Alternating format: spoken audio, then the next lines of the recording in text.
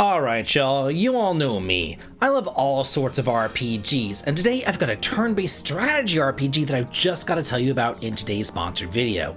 And if you love games like Final Fantasy Tactics, Fire Emblem, and especially the criminally underrated Shining Force series, then I just know for a fact that you're going to be loving Aegis Force Ascorian War, and I definitely do think that's worth the sub as you come to join a party and you level on up with me.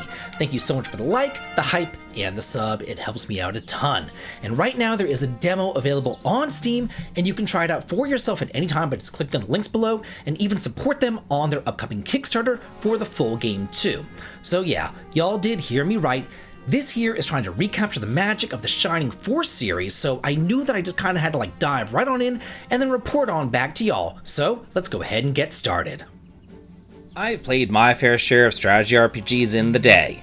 From all the Fire Emblem games, to the Final Fantasy Tactics and Tactics Ogre, to the more esoteric games such as the Diofield Chronicle and the Growlancer series, to even hidden gems like Emerald Dragon, Bahamut Lagoon, and Treasure Hunter G. But one strategy RPG series that really does rise above the rest is the Shining Force series, released back on the Sega consoles. And we unfortunately haven't really seen hide nor hair of that series in quite a bit of time. But upon starting up Aegis Force, I immediately saw all the similarities. Retro RPGs like that are my happy place, and this is definitely inspired by those classic games. This is way more polished, way more interesting, and way more alive than I was expecting. So let's go ahead and start up with the thing that sold me on it immediately. In most tactical RPGs, you're stuck in this kind of loop of a cutscene, a battle, a cutscene, and a battle, and you get some story, you fight, you rinse, and you repeat.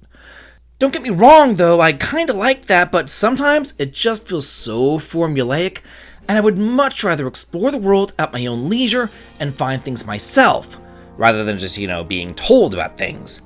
It's like back whenever I would teach my students to write an essay, and I would always say, you gotta show me what you're talking about. Don't just tell me what you're talking about. And here, the world is alive, and you're definitely shown what they are all talking about. Towns themselves are not just a menu. You can actually explore them, talk to NPCs, poke around the markets and the taverns, read books and bust open crates, barrels, and treasures for loot. And honestly, it's little details like that that really do matter. I loved wandering around, chatting with all the NPCs, seeing what people were saying about the war, and then heading off into battle. It is such a nice change of pace from the usual, click on the world map, jump into a fight formula. So what is this whole Ascorian War thing about? Well, the game takes place on a large continent with two different nations on it, Genua and Terramine, and they've been fighting for nearly 100 or so years. Whenever I say fighting, I don't mean the occasional border dispute. I mean relentless, generation spanning, nobody even remembers why we're doing this kind of war. And the conflict has literally scarred land.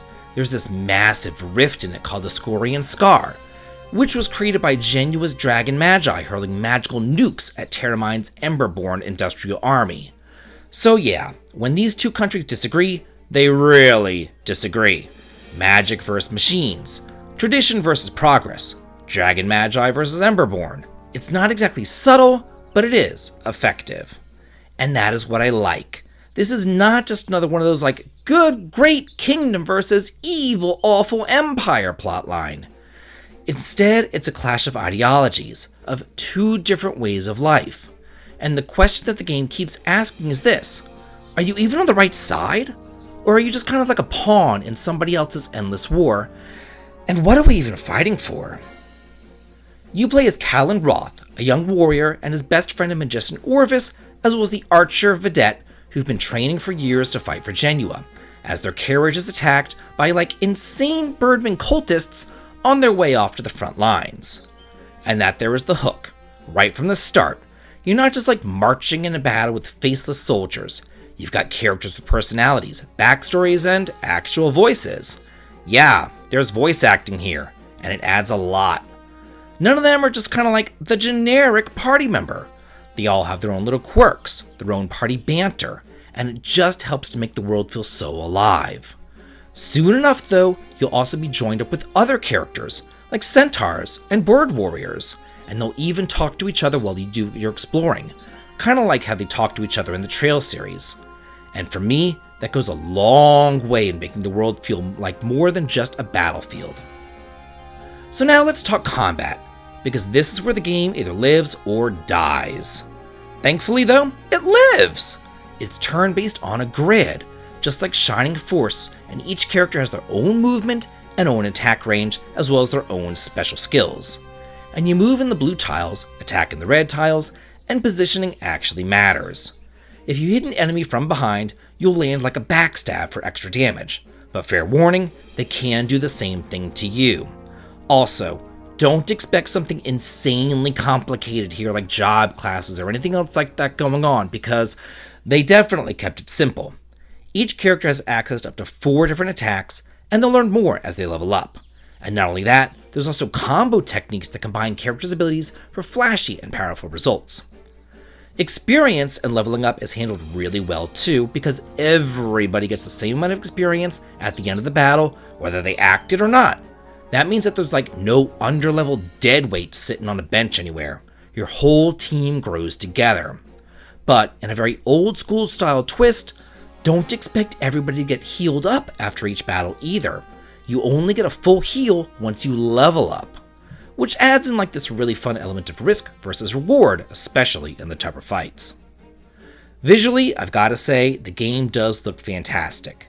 It uses like these detailed 2D sprites with 3D environments, giving it that like 2.5D style that feels both nostalgic and modern that I just so love. The characters are expressive, the pixel art is clean, and the environments have just enough detail to feel alive. And yes, I do have to say it again, there's voice acting! And that immediately puts it a step above a lot of other indie RPGs. Combine that with the soundtrack, which sets the mood really well, and the whole presentation feels like something way beyond the typical indie tactics game. Now, because y'all do know me, I'm not just going to gush about this, I have my own nitpicks. The font size, it's kinda small, and it could definitely be a bit bigger, especially on the leveling up screens. My eyes are not what they used to be. I'm 43 years old, and I'm not squinting and getting crow's feet either. I also do wish that there was a battle speed up option. Don't get me wrong, I love like a deliberate, thoughtful pace. But sometimes, you just want to fast forward through an enemy's never-ending turn instead of them watching slowly march across the grid. Even just something like holding down the A button would make everything go double time would just be such a lifesaver. Also, there's no difficulty selector. And while the difficulty did feel fair to me, some people might appreciate a little bit more of a challenge or need a little bit of a boost, especially if they are new to the genre. All in all, I did come away from the game thoroughly impressed. And look, I've played plenty of indie tactics games over the years. Some are fine, some are forgettable, and some just kind of feel like they're trying to copy the greats without adding anything new. But Aegis Force the Scorian War, this one here does feel different. It feels like a love letter to the classics, but with its own voice and its own ideas. And again, if you do want to try it out for yourself, please just click the links below to check out the free demo. The developers are also planning a Kickstarter later on this year, so if you enjoy what you play, keep an eye out for that too.